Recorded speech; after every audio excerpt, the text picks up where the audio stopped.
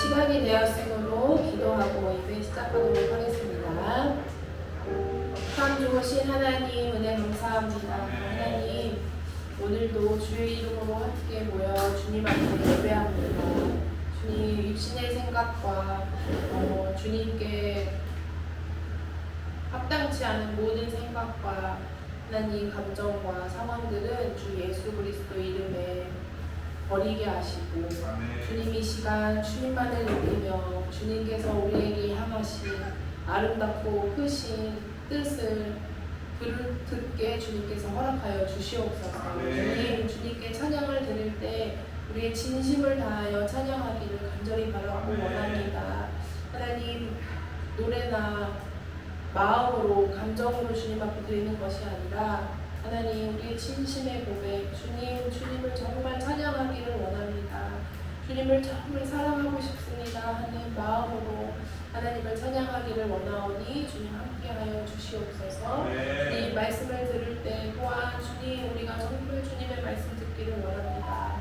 우리의 헛된 것 다 버리게 하시고 육신의 생각은 사망이요 영의 생각은 생명과 평안이라 하셨는데 하나님 육신의 생각 다 버리게 하시고 육신대로 살면 반드시 죽을 것이로되 라고 말씀하신 하나님의 말씀을 믿고 육신을 버리고 영으로서 주님께 나아가 신령과 진정으로 예배할 수 있는 저희가 될 수 있도록 성령님 함께하여 주시옵소서. 예수님의 이름으로 기도합니다. 아멘. 우리 사도신경으로 우리의 신앙을 고백하도록 하겠습니다. 나는 전능하신 아버지 하나님 전지의 창조주를 믿습니다. 나는 그의 유일하신 아들 우리 주 예수 그리스도를 믿습니다. 그는 성령으로 잉태되어 동정녀 마리아에게서 나시고 본디오 빌라도에게 고난을 받아 십자가에 못 박혀 죽으시고 장사된 지 사흘 만에 죽은 자 가운데서 다시 살아나셨으며 하늘에 오르시어 전능하신 아버지 하나님 우편에 앉아 계시다가 거기로부터 살아있는 자와 죽은 자를 심판하러 오십니다. 나는 성령을 믿으며 거룩한 공교회와 성도의 교제와 죄를 용서받는 것과 몸의 부활과 영생을 믿습니다. 아멘. 우리 함께 주님께 우리의 마음의 진심을 다해서 찬양하도록 하겠습니다.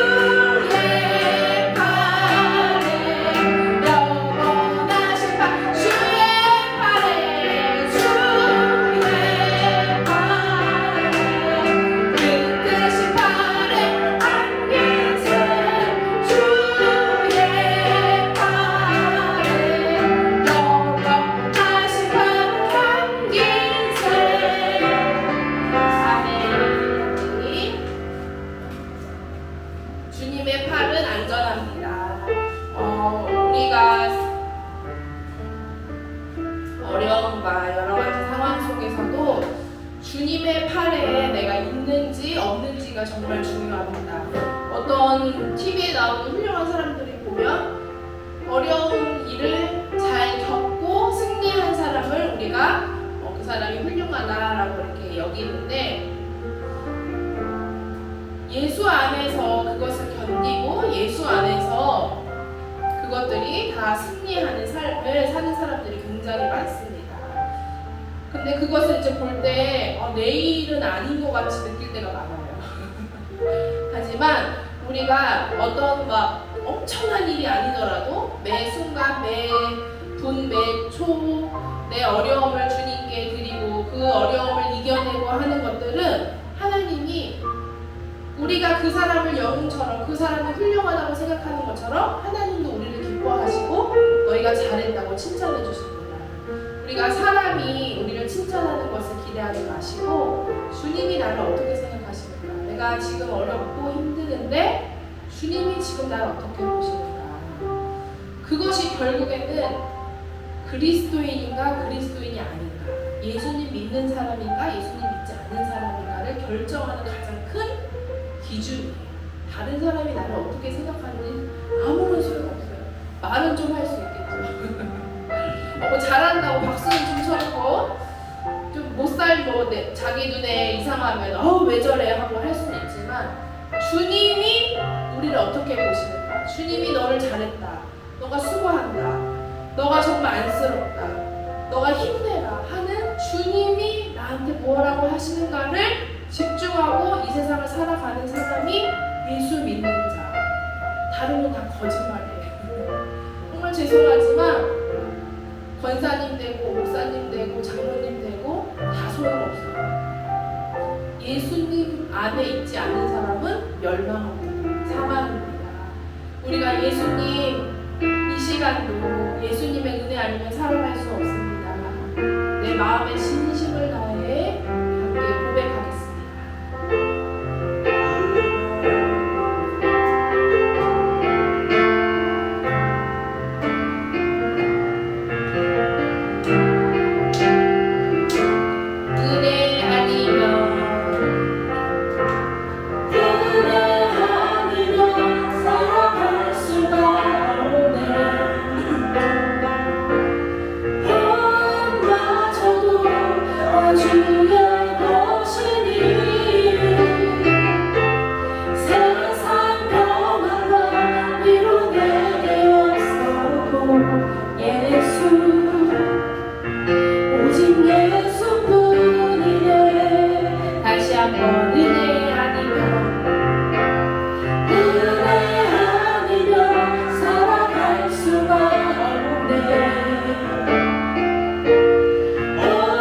엄마저도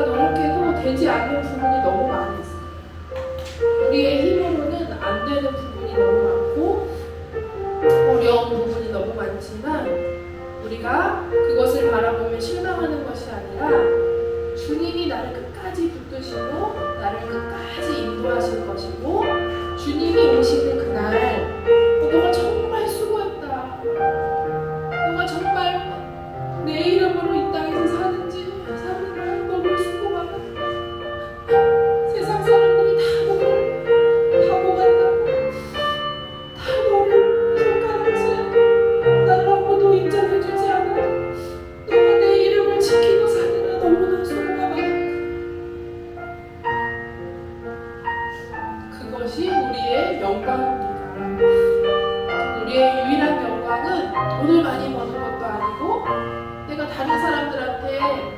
인정받는 것도 아니고 가족한테 인정받는 것도 아니고 가장 가까운 사람들이 나를 인정해주지 않을지라도 주님이 너를 인정한다. 주님이 너가 수고했다. 주님이 너가 끝까지 내 이름을 붙들고 살아라 너무나 수고 많이 했다. 그 이야기를 듣는 날까지 그리고 그 이야기를 지금도 우리에게 하고 계십니다. 이 시간 주님이 저를 위로하여 주시옵소서. 주님이 저를 인정하여 주시옵소서. 주님, 제가 넘어졌고 연약했지만 그래도 예수 그리스도 안에 살기 위해서 발버둥쳤습니다. 그래도 예수님의 은혜를 살고 싶어서 이 자리에 나왔습니다. 주님, 우리가 주님의 은혜를 간구하오니 주님 은혜를 부어달라고 우리 주님께 기도하도록 하겠습니다.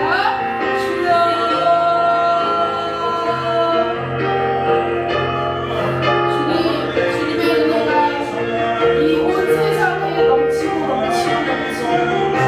하나님, 그 무엇이 주님의 영광을 가릴 수 없겠습니까? 온 땅에 충만한 하나님의 영광이 하나님, 그 영광에 동참한 내가, 그 영광에 동참한 우리의 부모, 그 영광에 동참한 우리의 형제들, 그 영광에 동참한 우리의 성도들, 온 땅에 충만한 주님의 완전하심을 붙들고 나아가는 주님 은혜 내려주시옵소서. 우리의 능력은 도저히 할 수 없습니다. 도저히 할 수 없습니다. 도저히 할 수 없습니다. 발버둥 쳐야 주님 함께하여 주시옵소서. 주님만을 기다리는 저희에게 은혜를 허락하여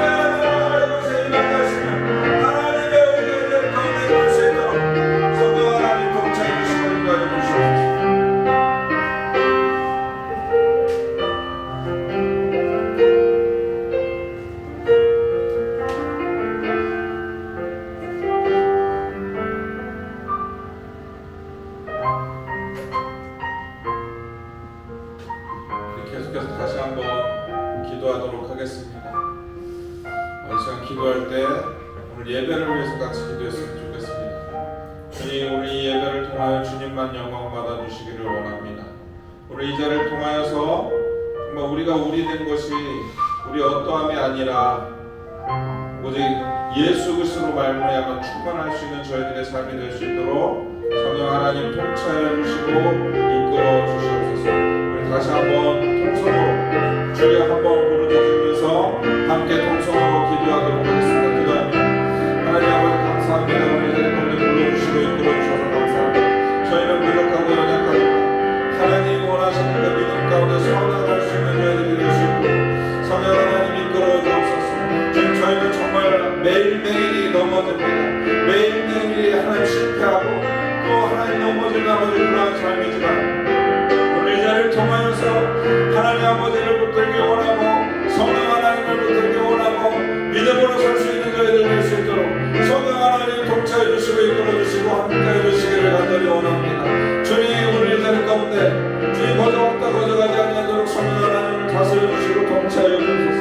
아버지 저희를 긍휼히 여기시고 불쌍히 여기시고 안타깝게 여기시어서 하나님 모시게 합당한 그 믿음의 자리까지 하나님 순종하는 자리까지 하나님 원하시는 신령하고 하나님 모시는 그 판대를 향하여 달려갈 수 있는 저희들이 될 수 있도록 하나님 아버지 인도해 주시고 함께해 주시기를 간절히 원합니다. 주여 이끌어 주셔서 저희의 어리석음 다 제어주시고 저희의 의를 다 제어주시고 오직 예수 그리스도로 충만한 저희들의 삶이 될 수 있도록 하나님 아버지 인도해 주시고 함께하여 주옵소서. 오늘도 예수 그리스도의 보혈을 의지하여 나아가오니 성령 하나님 통치하여 주시고 인도하여 주셔서 오직 의는 믿음으로 말미암아 살리라 주님 말씀하신 그 말씀과 같이 저희가 믿음으로 나아가는 믿음의 사람들 될 수 있도록 성령 하나님 통치하여 주시고 인도하여 주옵소서. 주님 감사합니다. 주님 감사합니다. 주님 찬양합니다. 주님 예배하길 원합니다. 주님을 의지하길 원합니다. 주님 이 자리 가운데 임재하여 주옵소서.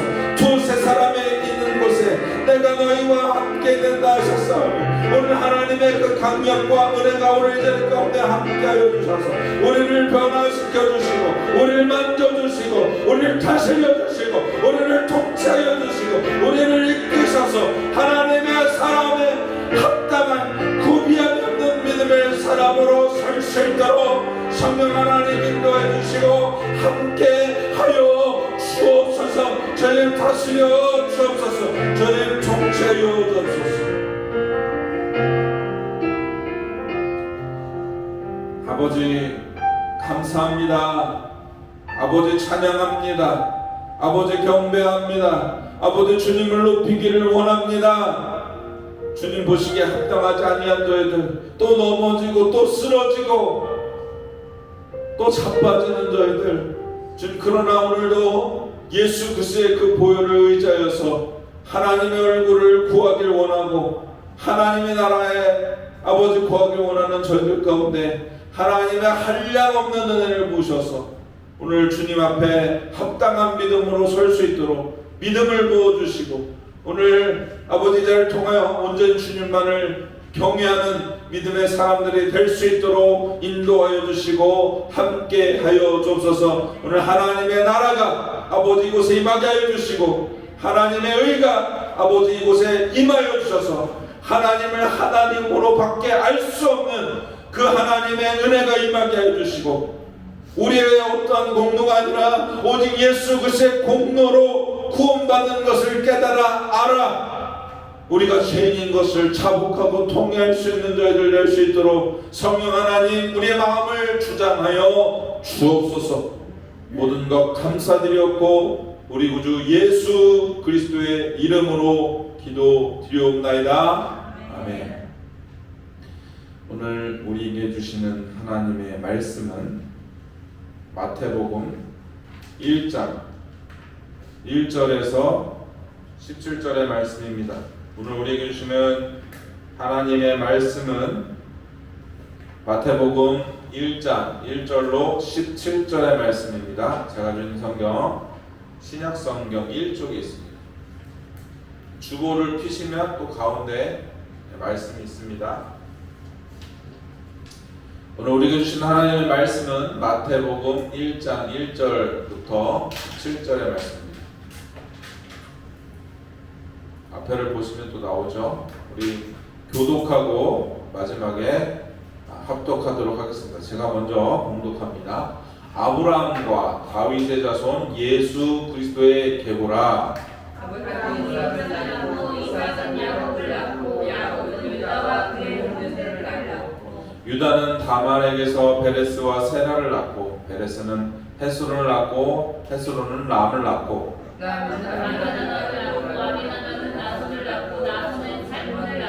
살몬은 라합에게서 보아스를 낳고 보아스는 룻에게서 오벳을 낳고 오벳은 이새를 낳고 이새는 다윗 왕을 낳으니 다윗은 우리아의 아내에게서 솔로몬을 낳고 솔로몬은 르호보암을 낳고 르호보암은 아비야를 낳고 아비야는 아사를 낳고 요사밧을 낳고 요사밧은 요람을 낳고 요람은 우시아를 낳고 우시아는 요담을 낳고 요담은 아스를 낳고 아스는 히스기야를 낳고 히스기야는 므낫세를 낳고 므낫세는 아몬을 낳고 아몬은 요시아를 낳고 바벨론으로 사로잡혀 갈 때에 요시아는 여고냐와 그의 형제들을 낳으니라. 바벨론으로 사로잡혀 간 후 여고냐는 스알디엘을 낳고 스알디엘은 수룹바벨을 낳고 수룹바벨은 아비옷을 낳고 아비옷은 엘리야김을 낳고 엘리야김은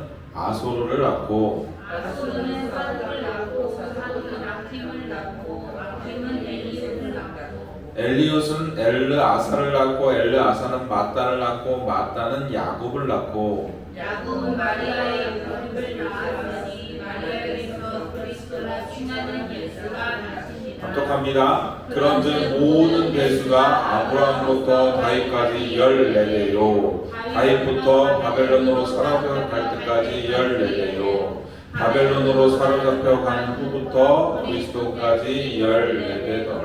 아멘. 잠시 기도하도록 하겠습니다. 하나님 아버지 감사합니다. 오늘 마태복음 1장 1절로 17절을 통하여 하나님의 말씀을 받고자 합니다. 하나님 우리의 마음을 기경하여 주시고 하나님 말씀을 받을 수 있는 귀를 허락하시고 마음을 허락하셔서 하나님 우리 자리 가운데 이 말씀이 우리 가운데 아버지 30배, 60배, 100배의 결실을 맺을 수 있는 하나님의 말씀이 되게 해주시고 오늘 자리 가운데 오직 하나님의 말씀만이 선포되어 주님 원하시는 뜻 가운데 구할 수 있는 저희들의 삶이 될 수 있도록 인도하여 주시고 저희가 정말 하나님의 나라에 합당한 믿음의 길을 걸어갈 수 있는 하나님의 귀한 믿음의 백성들 될 수 있도록 성령 하나님 이 시간 통치해 주시고 다스려 주시고 인도하여 주옵소서. 모든 것 감사드렸고 우리 구주 예수 그리스도의 이름으로 기도드리옵나이다. 아멘. 사랑하는 성도 여러분 반갑습니다. 오늘 이 자리에 오신 여러분 한 분 한 분을 예수님의 이름으로 축복합니다. 오늘 본문의 말씀은 마태복음 말씀입니다. 우리 신약 성경을 보면 27권이 있는데 그 맨 앞에 마태, 마가, 누가, 요한 이 네 권의 복음서를 사복음서라고 합니다. 교회에 처음 나오기 시작하면 아무래도 신약을 많이 읽게 되고요. 저도 신앙생활하면서 제일 많이 읽게 된 게 그렇기 때문에 신약 성경의 맨 앞에 있는 마태복음을 많이 읽게 된 것 같습니다. 자, 성경을 우리가 보면 서신서 같은 경우는 편지 형식이다 보니까 읽어도 좀 이해가 어려운 부분들도 있긴 하지만 이 복음서 자체는 예수님에 대해서 말씀하고 있기 때문에 우리가 많이 친숙한 내용이라고 볼 수 있습니다. 그런데 오늘 마태복음의 이 시작은 무엇으로 시작하냐면 우리가 같이 봉독한 내용과 같이 족보로 시작하는 것을 보게 됩니다. 1장 1절에 이렇게 되어 있죠. 제가 앞에 안 띄워드릴게요. 성경 보세요. 아브라함과 다윗의 자손 예수 그리스도의 계보라. 그러니까 여기서는 예수 그리스도의 계보가 어떻게 시작됐냐. 그러니까 이 계보는 우리가 같이 읽어본 것처럼 아브라함과 다윗으로부터 시작된 예수님의 족보라는 것을 알려주고 있습니다. 그러니까 예수님이 어떠한 근원에서 시작되었는가를 알려주면서 이 마태복음이 시작되고 있는데 오늘 저는 이 본문의 말씀을 가지고 하나님의 나라라는 이 주제로 말씀을 나누고자 합니다. 자, 우리가 믿는 예수님 하나님의 아들이시고 또 하나님은 또 예수님을 이 땅 가운데 보내주시죠. 근데 이 예수님이 예수님이 어떤 분이냐고 말하고 있냐면 그 근원의 뿌리가 아브라함 그리고 다윗으로 이어져 오고 있다는 것을 알려주고 있는 것이 마태복음입니다. 그런데 이 마태복음의 이 족보에는 좀 특별한 것이 있어요. 좀 특이한 점이 있습니다. 무엇이 있냐면 이 족보가 아담으로부터 시작하지 아니하고 아브라함으로부터 시작하고 있다는 것입니다. 여기 사복음서에 보면 또 족보가 나오는 복음서가 있거든요. 누가가 복음에 보면 3장의 족보가 나와요. 그런데 그 3장의 족보를 보면 어떻게 되냐면 반대로 기록해요. 예수님으로 시작해서 거슬러서 올라가죠. 그래서 누구 위에는 누가 있고 누구 위에는 누가 있고 누구 위에는 누가 있고 쭉 올라가면서 아담까지 올라가요. 그리고 그냥 그곳으로 끝나는 것이 아니라 아담 위에는 누가 있어요? 인간을 만드신 하나님. 그것을 말씀하고 있습니다. 그런데 여기 마태복음에는 아담이 아니라 아브라함 그리고 다윗으로 이어지는 족보를 보게 됩니다. 그래서 1장 1절에 보면 이 계보를 시작하는 부분과 17절에도 같은 맥락에서 끝나는 것을 볼 수가 있어요. 그래서 뭐라고 했냐면 1장 1절에 아브라함과 다윗의 자손 예수 그리스도의 계보. 그래서 아브라함, 다윗, 예수님에 대해서 얘기를 하고 있죠. 그리고 17절에도 이렇게 나와요. 그런즉 모든 대서가 아브라함으로부터 다윗까지 14대요. 다윗부터 바벨론으로 사로잡혀 간 때까지 14대요. 바벨론 사로잡혀부터 그리스도까지 14대다. 이렇게 같은 이런 맥락으로 마치는 것을 볼 수가 있습니다. 수많은 구약의 사람들이 있는데 왜 굳이 아브라함, 다윗, 왜 이 두 명을 제일 큰 이름으로 언급하고 있을까요? 이 아브라함과 다윗에게 하나님께서 언약하셨기 때문에 이 사람들을 지금 제일 중심에 두고 있는 것입니다. 그러니까 꼭 집어서 아브라함, 다윗 이렇게 이야기하고 있는 것이죠. 근데 성경에는 다른 사람들과도 언약을 했는데 이 아브라함과 다윗에게 좀 특별한 언약을 하셨어요. 어떤 언약을 하셨냐? 하나님의 나라를 세우실 것이다 라는 언약을 하셨기 때문에 오늘 이 족보에 아브라함과 다윗이라는 이름이 있는 것입니다. 자, 쉽게 말하면 하나님께서 아브라함과 하신 언약 그리고 다윗에게 하신 이 언약이 예수 그를 통해서 성취하실 언약이었다라는 것입니다. 그러면 아브라함과 다윗은 어떤 언약을 했는지 우리가 좀 보아야겠죠. 네, 솔직히 다윗은 왕이었기 때문에 우리가 볼 것도 없는데 아브라함을 좀 봐야 합니다. 자, 아브라함을 보면 창세기 13장 14절에서 15절 말씀인데 우리 같이 읽어보겠습니다. 시작. 롯이 아브라함을 떠난 후에 여호와께서 아브라함에게 이르시되 너는 눈을 들어 너 있는 곳에서 북쪽과 남쪽 그리고 동쪽과 서쪽을 바라보라. 보이는 땅을 내가 너와 내 자손에게 주리니 영원히 이르리라. 아멘. 여러분 이 말씀을 믿으십니까?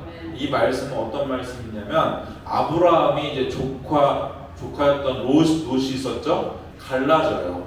갈라지면서 하나님께서 이 당시에는 아브라함이었죠. 아브라함이 되기 전에는 아브라함이었는데 어쨌든 우리가 통일하게 그냥 아브라함이라고 하겠습니다. 이 아브라함에게 15절에 보면 땅과 자손을 약속하세요. 땅과 자손.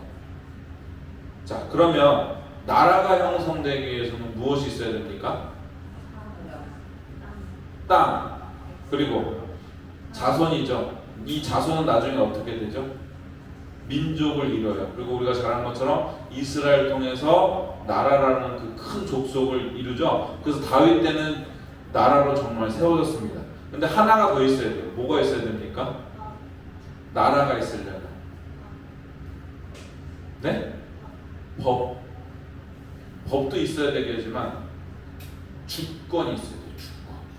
주권. 그러니까 지금 하나님의 약속 아래 하나님의 주권 아래 하나님께서 땅과 자손 이것은 민족이 되죠. 그래서 이 주신 약속은 지금 아브라함을 통해서 이 주신 언약은 하나님께서 나라를 세우시겠다라고 약속하시는 것인데 이것은 그냥 단지 제가 처음부터 얘기했지만 민족의 나라가 아니에요.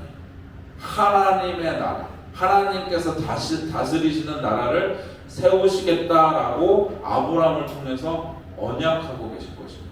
그럼 다윗은요, 뭐 우리가 성경 찾아볼 것도 없이 실제로 이스라엘이라는 나라가 있었죠. 사울이 1대 왕이었고 다윗이 2대 왕이었습니다. 그런데 우리 이스라엘을 보면 특별하게 왕이 될 때 다른 나라들과 다르게 하는 게 있죠. 무엇이죠? 기름을 머리에 부어요. 왜 부을까요? 머릿결 좋은 냄새 나고 좋아지라고 부을까요? 아니요. 하나님께서 그 사람에게 대리하시겠다라는 거예요. 그러니까 왕은 그냥 자기 마음대로 통치하는 게 아니라 하나님의 뜻대로 대리해서 통치하는 것이 왕의 역할이었고 제사장도 마찬가지였고 선지자도 마찬가지였습니다. 그래서 이 산직분, 왕, 제사장, 선지자는 하나님께서 그들에게 기름을 부으시라라고 하고 있는 것이죠. 그런데 이스라엘 백성들은 자꾸 이것을 민족적으로 이 개념을 자꾸 생각하라고 하는 거죠. 그런데 뭐예요? 다윗을 통해서 하나님 뭘 하기 원하신 겁니까? 다윗을 통해서 뭘 하기 원하신 거예요? 하나님의 나라를 세우시기 원하신 거예요. 원래는 이스라엘에는 왕이 없었죠. 누가 통치했어요? 하나님이 통치했어요. 그런데 백성들이 뭐라고요? 우리에게도 왕을 주십시오. 왕을 주십시오. 원래 이스라엘의 나라라는 이 땅 그리고 이 백성들에게는 왕이 인간적인 왕이 아니라 하나님이 왕이 되시는 나라였다는 것입니다. 그래서 이스라엘 상징하는 것은 하나님의 나라예요. 그리고 우리가 두 번째로 볼 것이 있는데, 오늘 족보를 보면 아브라함으로부터 14대 익숙하죠? 14대 이것이 3번 나와요. 이것을 이렇게 쓰는데, 이것이 실제 족보고 사람으로 보면 14명이 넘어요. 그런데 이것을 좀 억지스럽게 14명으로 맞춘 듯하게 보입니다. 그런데 실제로 또 보면요, 14대에서 한 명이 빠집니다. 근데 제가 청년 때 이렇게 이 마태복음 1장에 설교를 들을 때 어떤 목사님이 이런 설교를 하시더라고요. 예수님을 믿는 우리가 이 마지막 한 대에 포함이 된다. 그런데 그렇게 되면은 예수님 밑에 한 대가 비어야 되는데 아니에요. 중간에 비어요. 한번 볼까요? 제가 PPT를 한번 보여드릴게요. 여기 보면 이렇게 되어 있어요. 여러분 성경을 한번 보세요. 성경을 한번 맞춰볼게요. 자, 2절부터 볼게요. 아브라함이 이삭을 낳고, 앞에를 보세요. 제가 읽어드릴게요. 아브라함이 이삭을 낳고, 맞죠? 이삭이 야곱을 낳고, 맞죠? 야곱이 유다와 그의 형제를 낳고, 또 유다는 누구를 낳대요? 다말에게서 베레스를 낳고, 맞죠? 베레스 돼 있죠? 그리고 베레스와 세라를 낳고, 베레스는 누구를 낳대요? 헤스론을 낳죠? 그리고 헤스론은 누구를 낳아요? 람을 낳죠? 그리고 람은 아비나답을 낳죠? 아비나답은 나손을 낳고, 살몬을 낳고, 그렇죠? 그 다음에 누구를 낳습니까? 살몬은 라합에게서 보아스를 낳고, 보아스는 롯에게서 오벳을 낳고, 맞죠? 그리고 오벳은 이새를 낳고, 그 다음에 누굽니까? 이새는 다윗 왕을 낳으니라. 자, 다음 다윗 다음에 솔로몬이죠. 이거 지금 비는 거예요, 지금 하나가, 그죠? 자, 솔로몬을 낳고, 제가 계속 읽을게요. 솔로몬 누구 낳았어요? 르호보암을 낳았어요. 그리고 르호보암은 아비야를 낳고, 아비야는 아사를 낳고, 아사는 여호사밧을 낳고, 좀 빨리 읽을게요. 여호사밧은 요람을 낳고, 요람은 오시아를 낳고, 오시아는 요담을 낳고, 요담은 아스를 낳고, 아스는 히스기야를 낳고. 지금 계속 맞나요? 맞죠? 히스기야는 므낫세를 낳고, 므낫세는 아몬을 낳고, 아몬은 요시야를 낳고, 바벨론으로 사로잡혀갈 때에 요시야는 여고냐와 그의 형제들을 낳으니라. 자, 지금 여고냐까지 했습니다. 지금 잘 따라가고 계십니까? 네, 12절부터 읽을게요. 바벨론에서 사로잡힌 후에 여고냐는 스알디엘을 낳고, 스알디엘은 수르바벨을 낳고, 수르바벨은 아비옷을 낳고, 아비옷은 엘리야김을 낳고, 엘리야김은 아소르를 낳고, 아소르는 사독을 낳고, 사독은 아킴을 낳고, 아킴은 엘리옷을 낳고, 엘리옷은 엘르아살을 낳고, 엘르아살은 마단을 낳고, 마단은 야곱을 낳고, 야곱은 마리아의 남편 요셉을 낳으니 마리아에게서 그리스도께서 칭하는 예수가 나십니다. 맞나요? 그러면 예수님 뒤에 한 대가 빠진 게 아니라 어디에 지금 한 대가 빠졌어요? 다윗 다음에 솔로몬으로 지금 넘어간 것을 우리가 맞춰봤죠? 그런데 여기 보면 6절 한번 읽어볼게요. 제가 앞에 안 띄워드리는데 6절 한번 읽어볼게요. 1절 6절 뭐라고 되어 있어요? 이새는 다윗 왕을 낳으니라. 다윗은 우리아의 아내에게서 솔로몬을 낳고, 지금 이게 다윗이 두 번이 들어가 실제로. 그래서 여기가 다윗입니다. 다윗. 자, 그래서 여기서 다른 모든 이름에는 왕이라는 이름이 없어요. 근데 다윗만 뭐라고 되어 있어요? 6절에 보면 이새는 다윗 왕을 낳으니라. 그 다음에 다윗은 우리아에게 아내에서 솔로몬을 낳고, 이렇게 얘기를 하고 있어요. 그러면 이제 14대에서 42명의 이름이 다 맞아요, 안 맞아요? 다 맞죠? 아니에요? 맞죠? 자, 이 족보는 그래서 보면 뭐냐면 다윗 왕이라는, 다윗이라는 이름에 강조되고 있는 것을 볼 수가 있어요. 그래서 누가 봐도 이 족보는요 14라는 것을 강조하고 있습니다. 그렇죠? 14대. 그래서 이것을 뭐라고 말하냐면 게마트리아라고 얘기해요. 뭐라고 한다고요? 네, 게마트리아가 뭐냐면 우리나라는 글이 따로 있고 글 가운데 문자가 따로 있고 숫자를 또 따로 쓰죠. 근데 옛날 이스라엘 그 히브리어를 쓰는데 히브리어는 뭐냐면 히브리의 문자 안에 고유의 숫자가 있어요. 그래서 쉽게 말하면 그 고유의 숫자를 합해서 이야기하는 것을 얘기하는 것이 데마트리오, 성경 해석하는 방법입니다. 그래서 여기 앞에 PPT 보시면 숫자를 준비했습니다. 지금 이것이 이스라엘이 쓰는 그 히브리어의 알파벳 순이에요. 우리나라 보면 기역, 니은, 디귿, 리을 하듯이 이렇게 숫자를 지금 먹이고 있는 거예요. 지금 앞에 숫자가 있죠. 1, 2, 3, 4, 5, 6, 7, 8, 9, 10, 11, 12, 13, 14, 15, 16 여기 숫자가 있죠. 이게 순서인데 지금 이게 알렙이라고 해요. 우리는 기역이라고 하는데 알렙이 첫 번째니까 뭐겠어요? 여기 밑에 보면 뭐라고 되어 있어요? 숫자로 1이에요. 이게 알렙이라는 것을 쓰면 1이에요. 그 다음에 두 번째는 벳이라고 하는데 이것이 알파벳 두 번째니까 뭐겠어요? 2번. 그리고 세 번째는 똑같이. 그리고 여기는 네 번째니까 다섯 번째니까 이렇게 쭉. 그래서 10까지 있고 여기는 20이겠죠. 그러면 21을 쓰려면 어떻게 해야 되겠어요? 요걸 앞에다 쓰고 뒤에다 쓰면 21이 되겠죠. 이런 식으로 이렇게 쓰는데 여기 밑에 보면 다윗의 이름이 있습니다. 다윗의 이름이 있죠? 다윗을 히브리어로 쓴 건데 우리나라 말은 왼쪽에서 오른쪽으로 했는데 히브리어는 오른쪽에서 왼쪽으로 반대로 있습니다. 근데 이 지금 다윗의 스펠링이 보면은 달레트가 들어가요. 여기 달레트.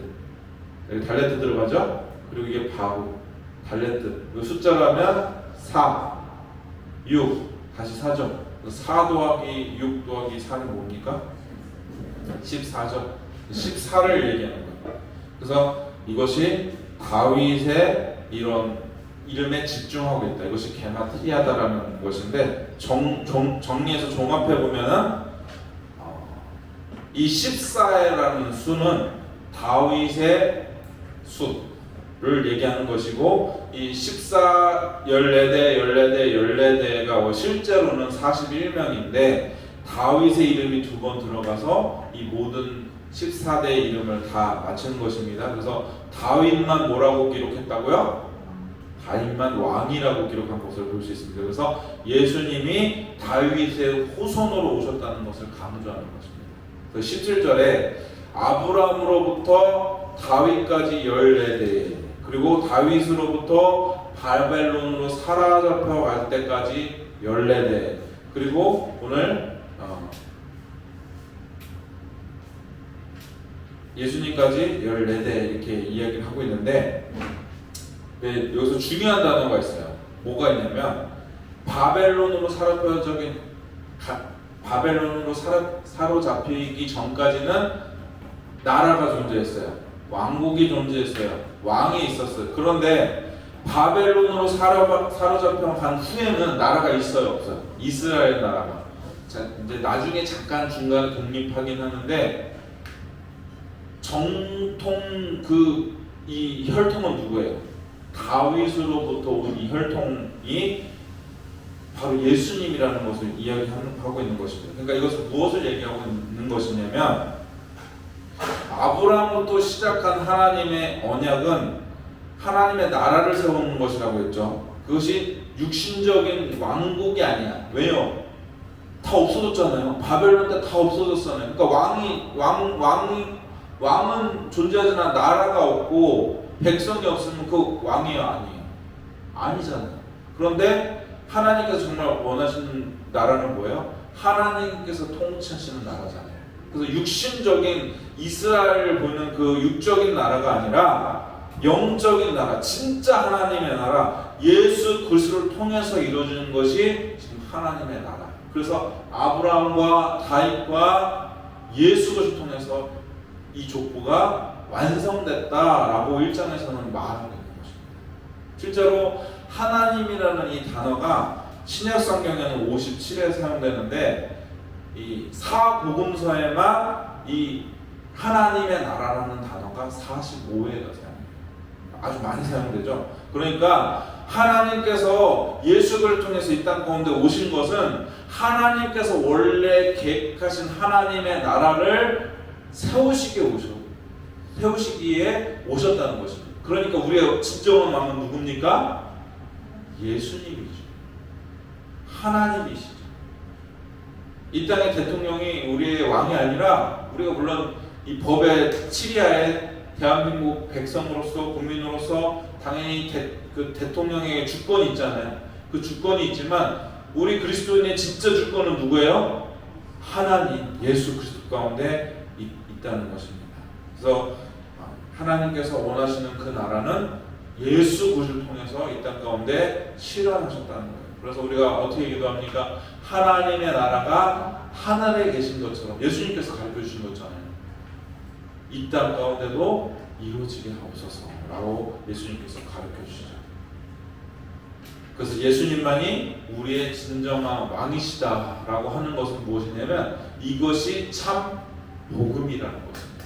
그래서 아브라함에게 주셨던 복, 그 언약, 이스라엘은 민족이라는 그 자꾸 민족의 이게 족보기 때문에 유대인들에게 안 믿는 유대인들에게 썼기 때문에 자꾸 이 족보의 혈통에 대해서 집착을 하는데 이 민족의 족보가 아니라 하나님은 이 족보를 통해서 믿음의 조상으로 아브라함을 세우시고 다윗을 세우셨다는 것을 기억하셔야 되는 것입니다. 그래서 아브라함에게 주실 그 나라는 민족의 나라가 아니라 믿음의 나라고 이것이 하나님의 나라였다는 것입니다. 그래서 예수 그리스도를 통하여서 세우실 하나님의 언약의 나라는 것이죠. 사랑하는 여러분, 다른 나라에 관심이 있으세요?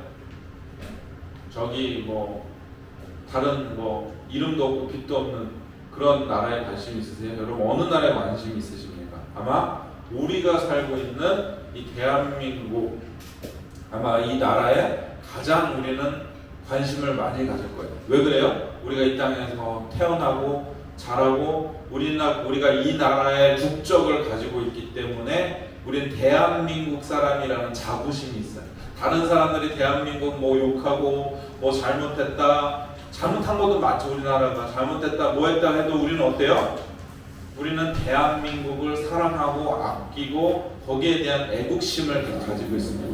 그래서 이 대한민국에 심지어 예수 그리스도를 믿는 사람들도 대한민국을 자랑해요. 어떤 것을 자랑하냐면 하나님께서 이 대한민국 가운데 조선시대 때부터였죠. 복음을 주시고 부흥을 주신 것이 얼마나 큰 복입니까? 이것을 엄청나게 기뻐하고 자랑하고 우리가 심지어 지금 선교사를 파송하는 그런 나라가 됐어요. 또 우리가 선교사를 파송하는데 세계에서 두 번째로 많이 파송한다라고 얘기를 했었어요. 왜냐면 이제 인구 대비에 했을 때 미국 다음으로 우리가 세계에서 두 번째로 선교사를 많이 파송하는 나라인데 그래서 우리가 세계에서 제일 많이 파송한다 그거를 엄청나게 자부했어요. 그런데 여러분 밀렸어요. 인도에 그 인구 그 숫자로 선교사를 파송하는 숫자로는 이제 3위 이렇게 점점 내려가고 있다는 그 추세 가운데 있습니다. 여러분 이 나라는요 심지어 선교사님이 오시기 전부터 성경이 번역되어서 선교사님 오시기 전에 성경이 이미 들어와서 교회가 세워진 곳입니다. 여러분 이 땅에서 정말 각국의 많은 선교사님들이 오셔서 빛도 이름도 없이 헌신하시고 그렇게 다 순교하셨어요. 저기 마포 쪽 가면 가깝죠. 마포 양아지 그 선교사님 묘 가면 정말 많은 분들이 이 땅을 위해서 기도하시고 헌신하시고 순교하셨어요. 그 아이들이 와서요. 그때는 이제 의료 시설도 잘 안 돼 있으니까 그냥 부모님 따라왔다가 향토병 걸려서 어떤 병에 걸려서 다 죽어야 됐어요. 하나님께서 이 땅에 그 교회가 그냥 세워진 것이 아니라 수많은 사람들의 헌신으로 세워진 것이 이 땅입니다. 그 선교사님들이요 학교도 세워주시고요 병원도 세워주시고요 교회도 세워주셨어요. 얼마나 귀합니까? 그런데 여러분 이렇게 부흥을 주시고 선교사가 오셔서 헌신했던 이 땅이 선교사를 보내는 땅이 됐는데, 이제는 헌신하는 곳이 있는데, 여러분 지금 이 땅은 어떠합니까? 선교사님들을 통하여서 기독교 가치로 세워졌던 학교, 병원, 교회들이 어떻습니까? 복음으로 시작하여서 그 헌신과 기초로 그 미랄이 되는 것을 자랑하지만, 지금 이 복음이, 그 학교들이, 그 병원들이 참 복음되고 있나요? 다 변질됐어요. 다 변질됐어요. 이전 영광은요 다 지나간. 우리 선교사님이, 어떤 선교사님, 어느 선교사님이 무엇을 세웠고 무엇을 했고 무엇을 했고, 물론 우리가 그것을 자랑하고 그 정신을 기리고 우리가 더 깨어서 기도해야 되는 건 맞는데, 그것만은 자랑하면 안 된다는 것입니다. 이전 것은 다 지난 거예요. 그러니까 이전에 내가 교회에서 무엇을 하고 어디로 가고 어떻게 헌신하고 내가 교회를 이렇게 사랑했는데, 그것은 그냥 다 지나간 거예요. 물론 하나님 앞에 상급은 다 쌓였습니다. 그렇게 한 것은 하나님 앞에 상급은 쌓였어요. 그런데 지금이 어떠한가가 더 중요한 거예요. 왜 과거에 묶여 있습니까? 우리가 옛날에 선거 잘했는데 지금은요. 옛날엔 열심히 우리가 하나님 믿었는데 지금은요. 여러분, 기독교인의 수가 코로나 이후로 급속도로 감속하고 있어요. 청년의 세대가 없습니다. 다음 세대가 없다라고 지금 한국교회가 걱정해요. 여러분, 정말 우리가 복음 안에서 반응하고 있습니까? 정말 저와 여러분이 하나님의 나라에 관심 있게 삽니까? 아니면 그냥 하나님은 하나님대로 그냥 신앙생활 따로, 내 개인의 생활 따로, 여러분 정말 옛사람이 죽고 새사람으로 우리가 살아가고 있는가 하는 것입니다. 반대로 또 자책하는 분들도 있어요. 나 또 어제 넘어졌는데, 나 어제 또 실수했는데, 나 어제 또 죄졌는데, 나 누구 판단했는데. 여러분, 넘어져도 괜찮아요. 여러분, 아이가 한번 넘어졌다고 한번 생각해보세요. 우리 뒤에 아이들이 있는데, 여러분 어떻게 해요? 아유, 왜 그것도 못 걸어? 너는 그것도 못하니? 이렇게 얘기하는 사람 있나요? 아니죠. 괜찮아, 일어나, 다시 걸을 수 있어. 이렇게 실패한 것이 두려운 것이 아니라, 잘못한 것이 아니라 다시 일어설 수 있도록, 다시 걸을 수 있도록 격려하는 것이 부모의 역할이잖아요. 근데 여러분, 우리가 실수하고 넘어지는 것은 다 잘했다는 뜻이 아닙니다. 그런데 제가 얘기하고 싶은 건 뭐냐면, 과거에 매여서 하시면 안 된다는 것이죠. 여러분, 하나님이 여러분을 어떤 죄를 지적하시고 하실 수 있어요. 근데 그 자책하지 마세요. 말씀을 보면 우리가 다 걸리잖아요. 이렇게 나는 오늘 이렇게도 못 살고 이렇게도 못 살고. 왜냐면 성경에는 해야 될 것과 하지 말아야 될 것들이 아주 뚜렷해요. 이걸 율법이라고 해요. 구약 때부터 쭉 이런 것들이 있는데, 여러분, 율법으로는 우리가 구원받을 수 있을까요? 없을까요? 없어요. 그래서 우리가 율법을 주신 것은 뭐냐면, 이 성경을 주신 것은 무엇을 보라는 거냐면, 내 어떤 행위로 내 의로 구원받을 수가 없구나. 그래서 예수 그리스도를 의지해야 하는구나. 그래서 율법을 주신 것입니다. 이것이 율법의 역할이에요. 그래서 중요한 것은 뭐냐면, 자책하는 것이 아니라, 나 오늘 말씀 또 순종 못했네, 나 성경 못 읽었네, 기도 못했네, 이것으로 넘어지고 쓰러지고 나 자책해서 마음이 어려운 게 아니라, 나의 연약함을 하나님 앞에 인정하고 하나님께 도움을 요청하고 하나님의 인도하심을 바라고 하나님을 기대하는 삶으로 사시는 저와 여러분이 되실 수 있기를 축복합니다. 여러분, 아브라함 한번 보세요. 여러분, 아브라함이 잘했나요? 아브라함 잘했어요? 성경 한번 봐보세요. 아브라함은요, 아내를 2번이나 팔아먹었어요. 여러분 아내 안 팔아먹었잖아요. 여러분 한번 팔아먹었어요? 안 팔아먹었잖아요. 저 여러분이 아브라함보다 나아요. 여러분, 다윗이 왕이었죠. 다윗은 멀쩡했습니까?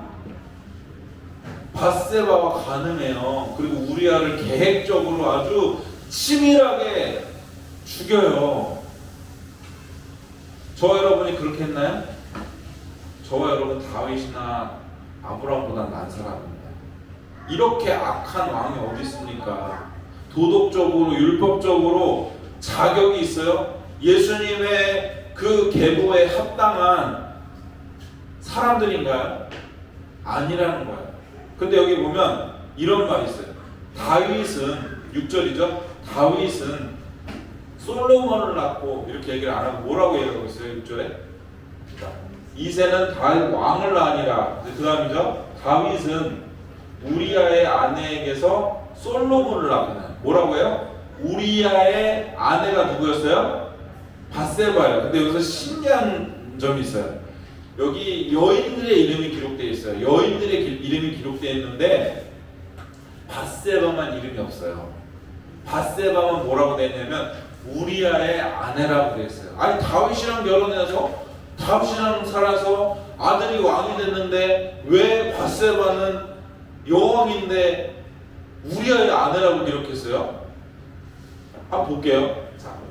3절 한번 볼게요. 3절에 보면 뭐라고 했어요? 유다는 다말, 이름 나오죠. 다말에게서 베레스와 세라를 낳고. 자, 그러죠? 자, 5절 볼게요. 5절. 살모는 라합에게서 보아스를 낳고. 맞죠? 이름이 나왔죠? 보아스는 누르게서 오벳을 낳고. 이름 나왔죠? 자, 그때 6절 볼게요.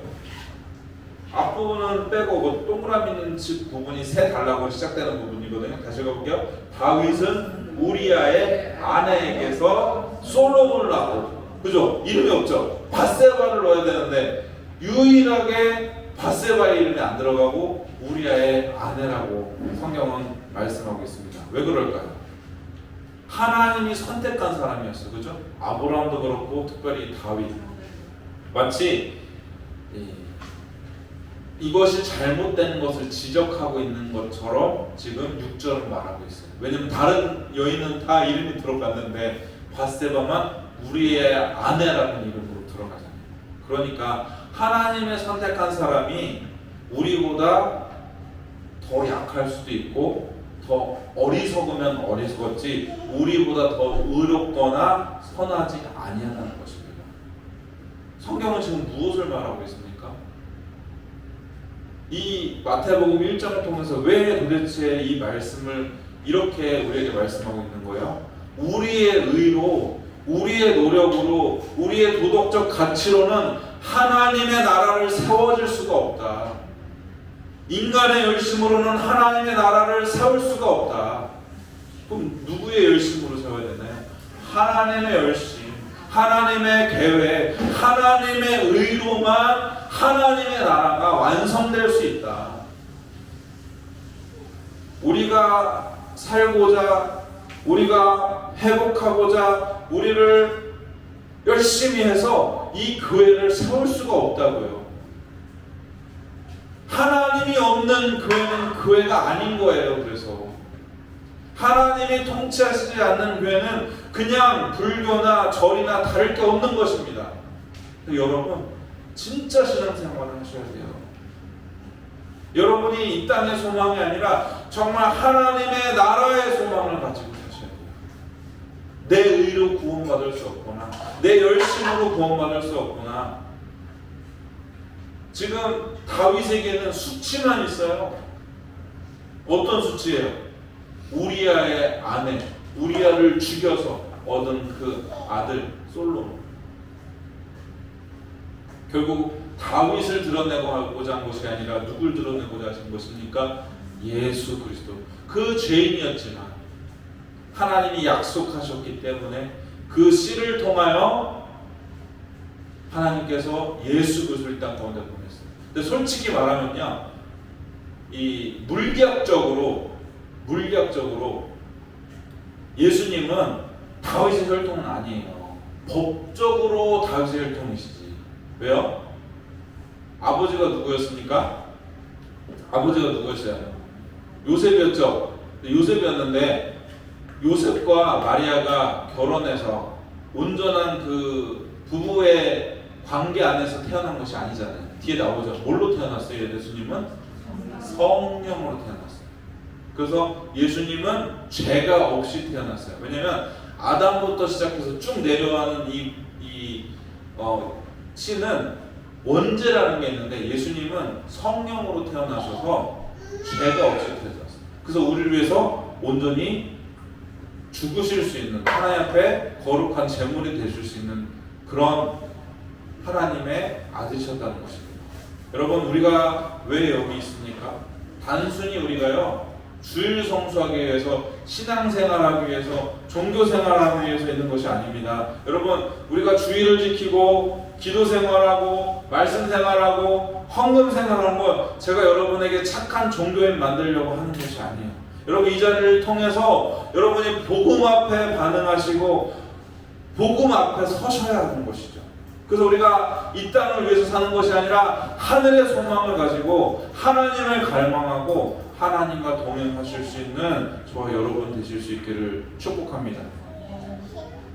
여러분, 들어도 순종하지 않으면 여러분에게 아무 유익도 없고요, 유익만 없나요? 열매가 없어요. 하나님 말씀을 순종하는 사람에게는 그 열매를 먹게 됩니다. 한번 말씀 볼게요.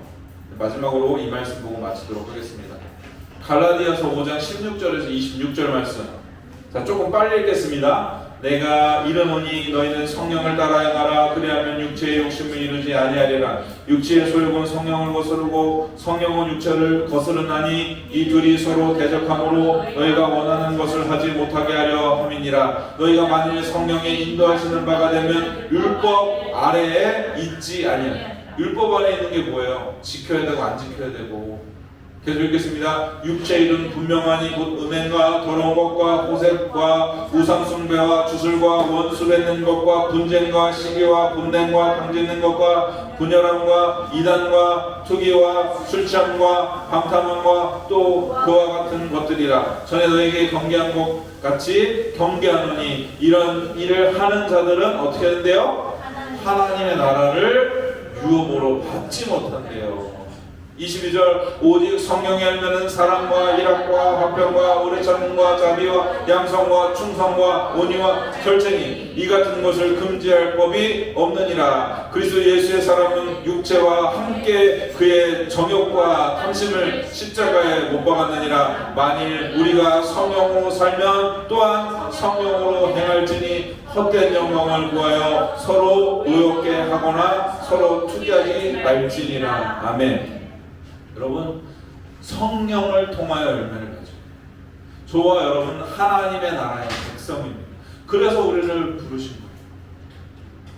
우리가 대한민국에 속했지만 우리는 하늘에 속한 시민입니다. 저와 여러분을 통해서 하나님은 하늘의 일꾼으로 하나님의 사명자로 부르신 거예요.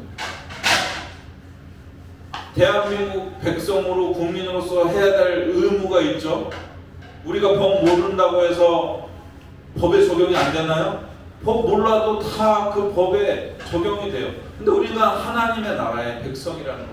그 복음에 합당한 생활을 해야 되고 열매 없는 일이 아니라 열매 있는 그 일에 여러분 동참할 수 있는 저와 여러분 되실 수 있기를 축복합니다.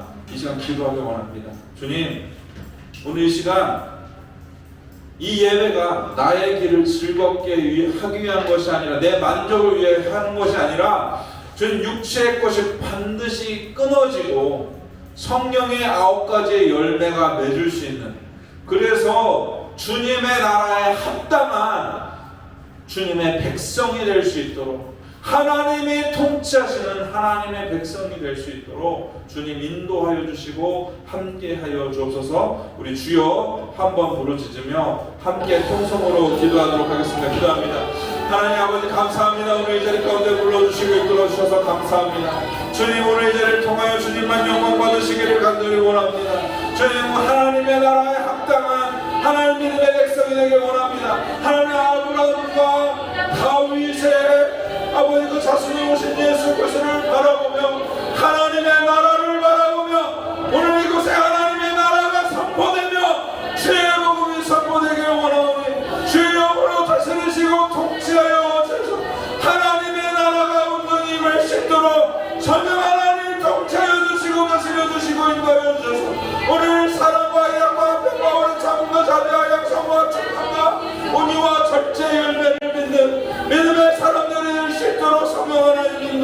주시고 함께하여 주옵소서. 우리 사랑하는 모든 성도들을 공률히 여기시고 불쌍히 여기시고 안타깝게 여기소서. 주님 그 주의 복음에 합당한 믿음의 사람들로 주님 인도하여 주시고 함께하여 주시고 붙들어 주셔서 오직 주님만 영광 받으시는 믿음의 사람들 실제로 성령 하나님 인도하여 주시고 함께하여 주시옵소서.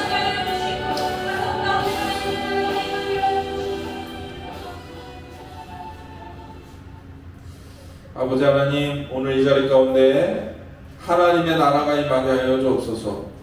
오늘 이 자리 가운데 예수 그리스도를 통한 이 하나님의 나라가 우리 가운데 온전히 임할 수 있도록 이끌으셔서 하나님을 대적하는 모든 것들, 모든 이론들, 모든 영이 무너지게 하여 주시고 오직 예수 그리스도로 말미암아 우리가 참된 그리스도의 길을 걸어갈 수 있는 믿음의 사람 될 수 있도록 인도하여 주옵소서. 저희는 그렇습니다. 마태복음 1장을 통해서 주신 이 말씀이 우리 가운데 온전히 임하여 성취되어 하나님의 나라에 합당한 우리 의로, 우리 열심으로, 우리의 노력으로 구원받을 수 없사오니 하나님의 열심과 하나님의 의로 아버지 하나님의 나라가 확장될 수 있도록 이끌어주시고 함께하여 주옵소서.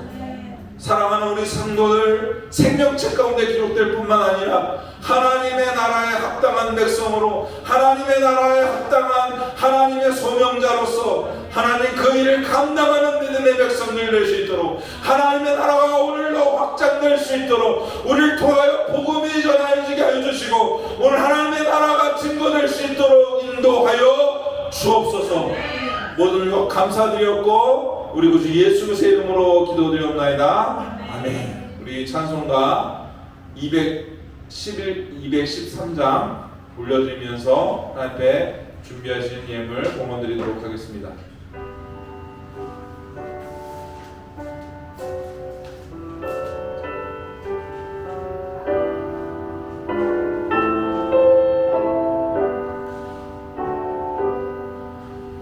나의 생명 드리니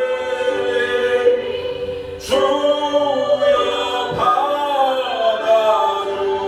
받아주셔서 세상 살아갈 동안 찬송하게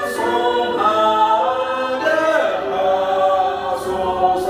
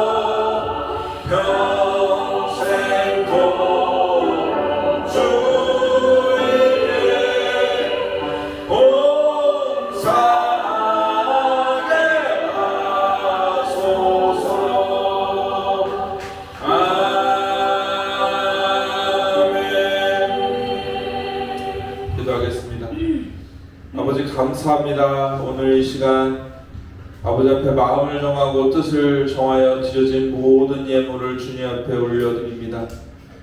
아버지 10의 1을 구별하여 드리고 또 주일 헌물로 감사 헌물로 갖가지 기도의 제물로 드려진 모든 예물이 주님 흠량하시기에 합당한 아름다운 향기가 될 수 있도록 이끌어 주시고 함께하여 주옵소서.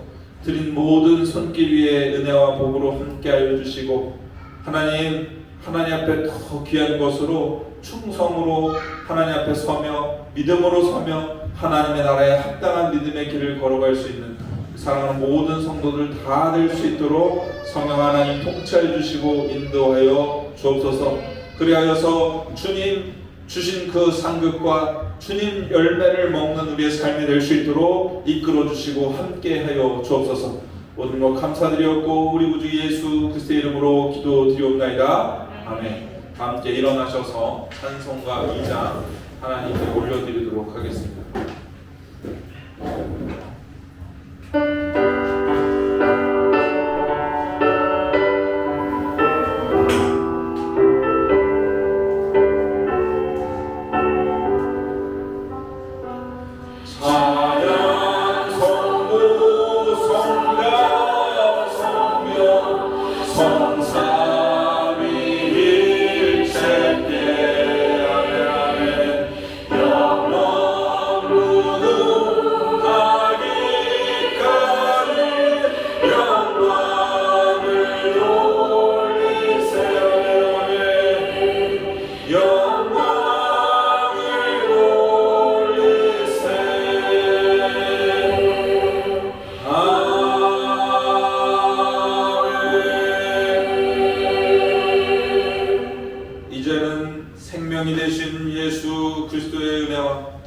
그 아들을 보내신 하나님의 놀라우신 사랑과 성령의 감화 교통 충만하심 내주하심 동행하심 이끌어 주심이 오늘 하나님의 나라에 믿음으로 반응하며 순종하기 원하는 주의 뜰 교회 머리 위에와 그 가정 머리 위에와 기업 머리 위에 지금으로부터 영원까지 함께 계실지어다.